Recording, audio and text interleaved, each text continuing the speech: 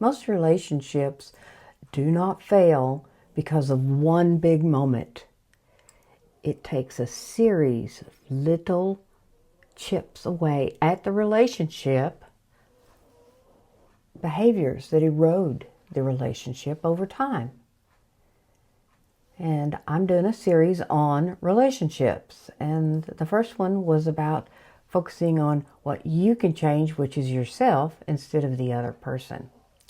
So I'm going to go through some behaviors in a series of things that affect relationships. And I want to start with the one that affects the relationship the most, and this is chronic criticism. It causes a disconnect in the relationships. In relationships, we have the need for safety. And when our partner is critical, we don't feel safe. Or if we're critical, our partner doesn't feel safe. And if you've got two people criticizing each other, you have a very chaotic relationship, and it erodes over time. So this criticism, we don't even know sometimes that what we're doing is criticism. This behavior often comes across as, I like to call it fixing. We're fixing that other person. Like they're a great fixer-upper and we're going to fix them. And this is something that I used to do. And I would tell the other person, friend, kids, husband, that you need to do this, or have you thought about trying this? And it comes out in subtle ways. You're going to the grocery store and you're telling them, you turn here, it's quicker to get there. Or someone, my grown kids come to me and say, they just want their mama and they're telling me all of their stuff, and immediately I'm telling them what they need to do. You need to do this, or you need to do that, and I'm immediately in the mode of fixing. And that's kind of a nice way of saying what I'm doing to them. What I'm doing is I'm criticizing them.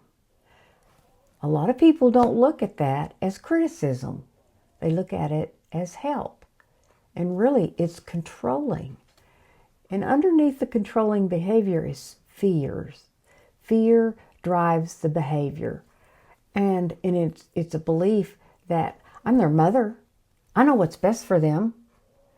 And, I heard good is the enemy of the best. When I think I know what's good for somebody, or I think I know what somebody needs, I'm the enemy of the best.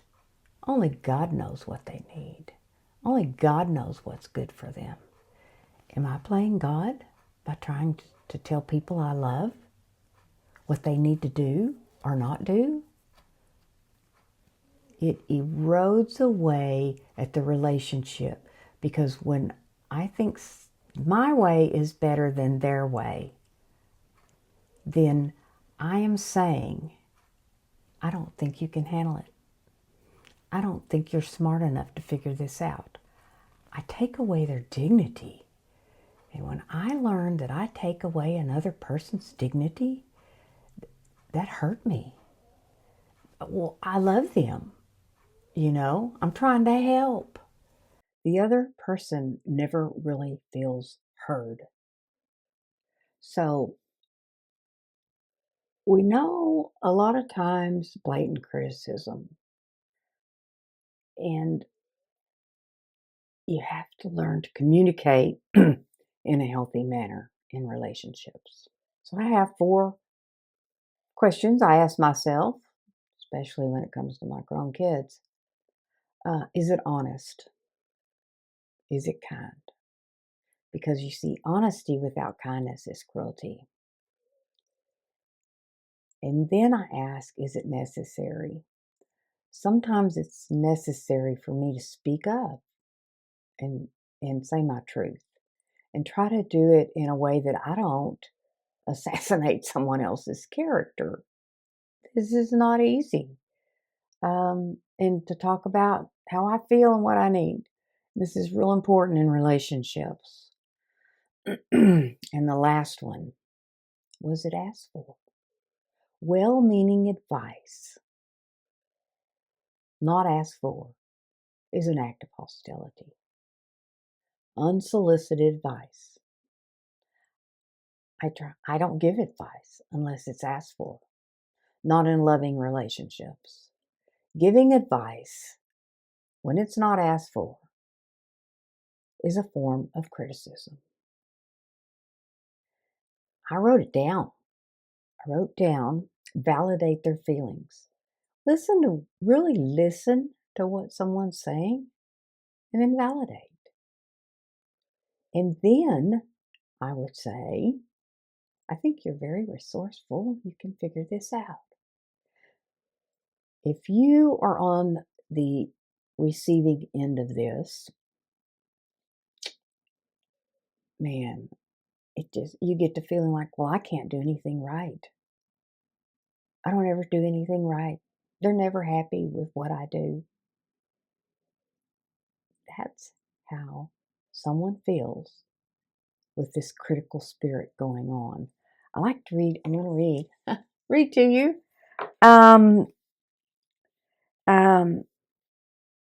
Says we don't know how to show affection or support without giving advice, seeking to sway another's decisions, or trying to get those we love to do what we think will bring them happiness. We confuse caring with controlling because we don't know how to allow others the dignity of being themselves. Those of us who learned to control whatever we could in order to survive now continue to try to control everything and everybody without realizing what we're doing. From past experience, we are terrified to let others do as they wish. But we only harm ourselves and others when we insist on approaching every interaction this way. Our relationships are damaged. Our lives become more unmanageable. I think about that. I know that I was real guilty of this. People would tell me about their problems, especially, I did hair, and I would tell them what they needed to do. And I had a friend one time tell me my life was a mess, and I was telling everybody else what they should do. And she told me, Rhonda, you're helping everyone else when the person you need to help the most is yourself. And I know that my critical spirit came because my inner voice was critical. And so it came out toward others. And there was a lot of criticism. Why did you do this? That's a judgment question. And it's critical. Relationships are not easy, but they are the most important thing in our life. It's biblical. We're to have a relationship with God and our fellows. And if you're critical, people don't want to be around you. I lost relationships and friendships. And I nearly lost a relationship with my son.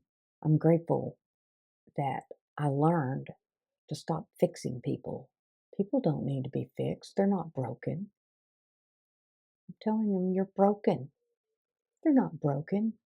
I try to validate, encourage, and support rather than tell somebody else what they need to do. Because only that, with my kids, my older son, he blamed me. Well, why wouldn't he? I was always telling him what to do. So he blamed me. Well, I wasn't responsible to tell him what he needed to do. It's God's job. So I joke about retiring my junior God badge and focus on myself and what needs to be changed in me. This is the first and probably most damaging things in relationships. Fault finder, attack dog. Oh, and that was me. And I'm grateful that I became aware of my critical spirit and God changed me. I hope you enjoy this series on relationships. I have several more I'm going to talk about. And remember to be you on purpose.